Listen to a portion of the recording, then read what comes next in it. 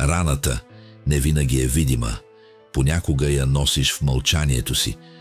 Понякога я прикриваш с усмивка, шеги, дори с смях. Но само ти знаеш какво тежи вътре. Раната идва, когато някой, на когото си дал всичко, си тръгне. Когато очакванията се срутят. Когато добрината ти бъде приета за слабост. Тя не пита, просто остава.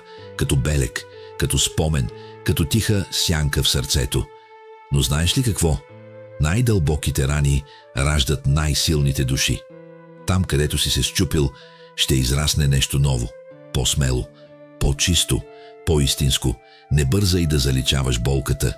Почувствай я, изплачи я, приеми я, защото тя те променя. Благодаря, че гледа. Ако видеото те е докоснало, харесай и абонирай се за канала ми и пиши в коментарите какво искаш да бъде следващото видео. Нов клип всеки ден, не го пропускай.